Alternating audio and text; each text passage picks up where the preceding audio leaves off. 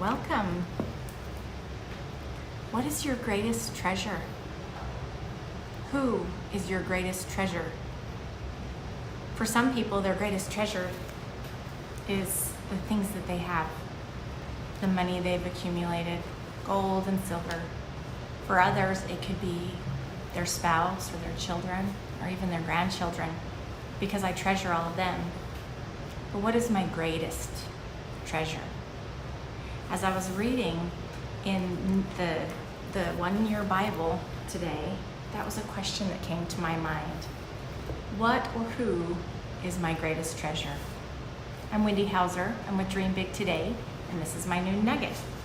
Today is September 19th, 2024, and we're going to be taking a little bit from Isaiah chapter 30,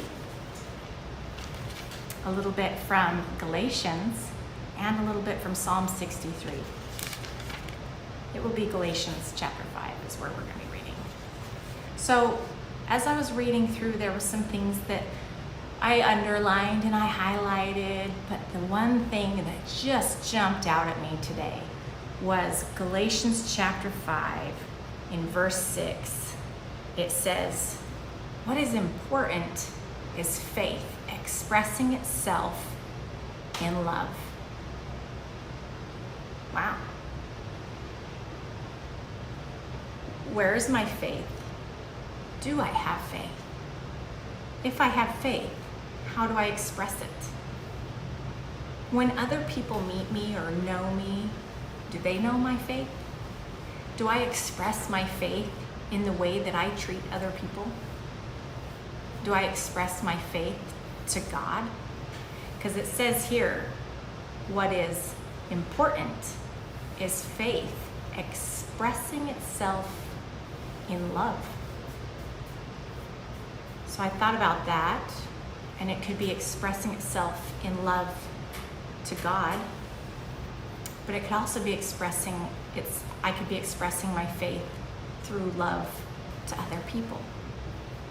If I believe in the Lord and love the Lord and want to be like Him, He is love, and that I must learn to love like He does, which means that other people would be able to know my faith just by the way that I love them. Could you imagine? Could you imagine being able to love others, everyone, so perfectly that they just know that you're Christ-like? They just go, yeah, they're good people. They love the Lord. Just by the way that we treat others, it's amazing to me. But as I was going through the reading today, if you look, that's what it talks about. So let's just turn real quick to Isaiah chapter 30, verse 18 through 23. I just have a few lines highlighted, so I'm going to jump through it. But it says, so the Lord must wait for you to come to Him, so He can show you His love and compassion. He's always there waiting, but we have to make that choice to come to Him, because He wants to pour out His love and compassion. And His love and compassion is greater and better and sweeter than anything we could ever imagine on our own. He will be gracious if you ask for help. He will still be with you to teach you. You will see your teacher with your own eyes. Your own ears will hear Him. What a wonderful promise that is. Then you will destroy all your silver idols and your precious gold images. Then the Lord will bless you. What idols are we holding on to in our lives? What idols and precious gold images or silver idols do we have in our life? Whether it could be an addiction or, a bad habit or worldly things.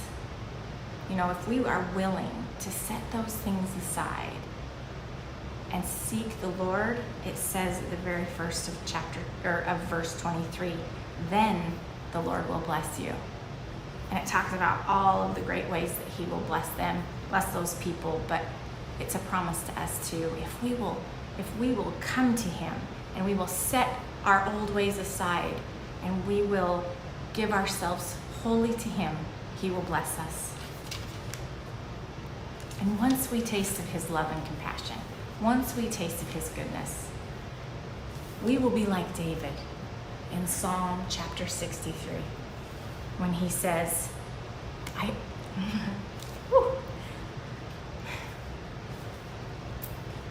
I earnestly search for you. My soul thirsts for you. My whole body longs for you. Your unfailing love is better than life itself. You satisfy me more than the richest feast. I lie awake thinking of you, meditating on you through the night. Have you ever loved someone so much that you lie awake thinking of them and meditating on them? I sing for joy in the shadow of your wings. I cling to you. The Lord will make us sing for joy from his goodness. And we will want to just be with him constantly. We will want to just cling to him. And when we get to that place with the Lord, after we've tasted his goodness, and we move into that personal relationship with him, it says in Isaiah chapter 33, verse 6, in that day, he will be your foundation, providing a rich store of salvation, wisdom, and knowledge.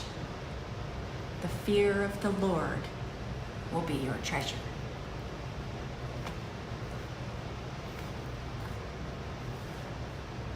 Is the Lord your treasure? Because if you haven't gotten to that place with him yet, I just encourage you to keep trying. Keep seeking. But I believe the key is giving him your time. Give him time to answer you and respond. Give him time to fill you.